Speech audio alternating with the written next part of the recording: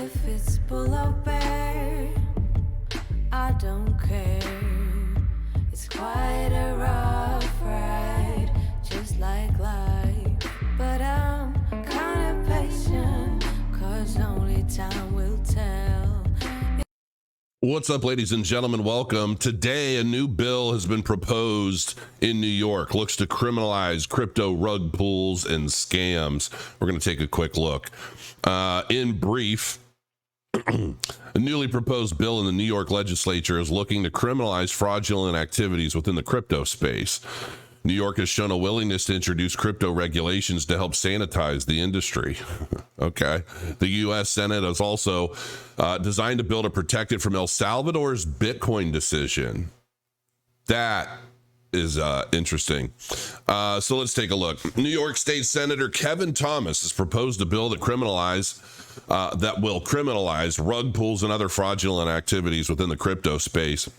The proposed bill also seeks an amendment to establish crimes related to virtual token distribution, hidden interest in crypto, and private key misuse as crimes under the New York law. The bill, titled Senate Bill S8839, seeks to define, penalize, and criminalize fraud and target developers and projects created to dupe crypto investors.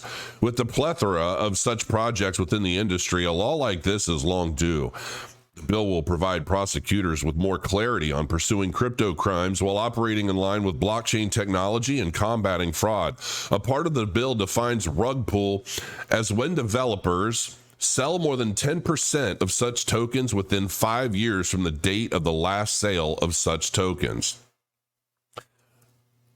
Okay. It also defines private key fraud as misusing or disclosing someone else's private keys without their consent. Okay, of course.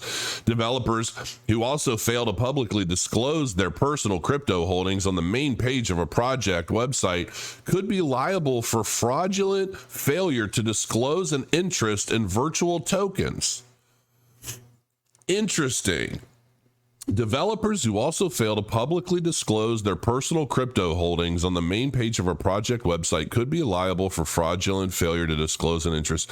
That is interesting. The bill has now been referred to the Codes Committee of the Senate for review. There's also a companion bill filed, always something special added, at the lower chamber by Clyde Vannell, titled Assembly Bill A8820. It has also been sent to the Codes Committee of the lower chamber. With the bill of the New York legislature, the state further shows its position as a pioneer in the regulatory framework for crypto.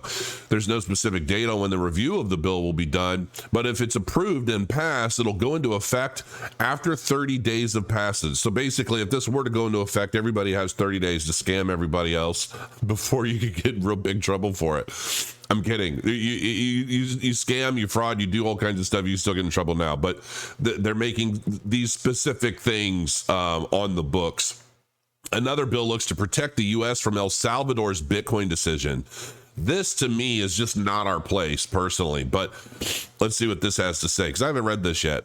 New York isn't the only place where lawmakers propose bills on crypto. At the federal level, of course, 2 members of the House of Representatives, Norma Torres of California, oh my gosh, it just makes so much more sense already, and Rick Crawford of Arkansas, introduced a bill to mitigate the risks associated with El Salvador's adoption of Bitcoin.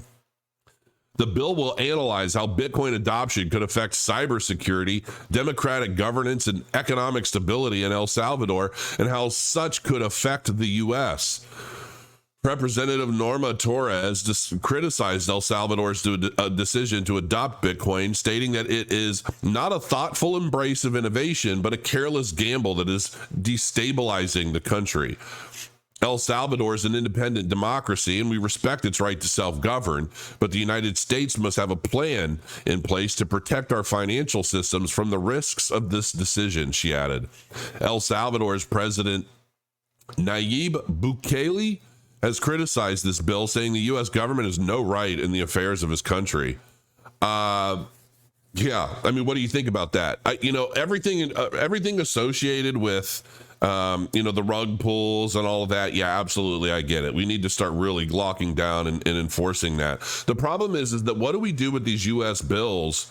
Because the majority of these projects and these developers that are rug pulling, they're not in the U.S. I mean, a lot of these people are outside of the realm of the U.S. And so now, granted, when New York does something in the financial industry and likely this crypto industry, other countries typically just emulate it and they adopt the same things. So, in a lot of sense, the U.S. and especially New York, because of Wall Street and everything else, I mean, they're the front runners for a lot of bills and legalese and legalities associated with anything finance driven. But when you start trying to police what other countries are doing, I guess I would love to know from Norma Torres, what is it about El Salvador adopting Bitcoin? What is it about that they're so worried about? Them doing well? Bitcoin's coming down right now, but, a country plans long term. So if a country decides, you know what, we're going to go through some ebbs and flows over the next 10 years, but by this time, we're going to have this much in resources and so forth and so on. We're not going to have to borrow money from other countries to survive. Is that what we're trying to thwart? I mean, what exactly is the goal of this? And it would take somebody more knowledgeable than me about, El Salvador's economy to better, explain or understand this. But when I see stuff like this, I can't think that it's for the benefit of El Salvador. Because as a crypto enthusiast, obviously, I'm looking at stuff like this and I'm thinking to myself, they're trying to stop El Salvador from achieving something. And I don't necessarily know what it is. But from the looks of it, I don't think it's about saving them from themselves. I think it's about, I don't know. If I were to look at this from the perspective of an employer, right? Or a bad one anyway. A lot of employers, they'll say, I want to train my employees to do a really good job, and I want to pay them just enough to keep them alive, pay them just enough to keep them happy, but not pay them enough that they no longer need me. And I think that might have something to do with this situation. If a company like El Salvador basically starts building some strong independence in the finance world, what does that mean to countries like the U.S. and others? And why would they want to stop them from being able to achieve the kind of a financial well-being? I don't know. On the same token, it could be one of those things where, these people don't understand enough about crypto or the market cycles or Bitcoin or any of that. And all they know is it goes up and it comes down in drastic swings. And that's not something that we want to be able to count on or rely on when we're dealing with El Salvador. We don't know from one day to the next where they're going to be. I don't know. I guess I have to give them the benefit of the doubt. You have to let me know in the comments what you think. Tell me, why do you think that they're trying to do this with El Salvador? What's the problem? Why can't we just let El Salvador do what they want to do or what they feel is in their own best interest? Could it get worse or could it only get better? Let me know in the comments. Until next time, I'll see you soon.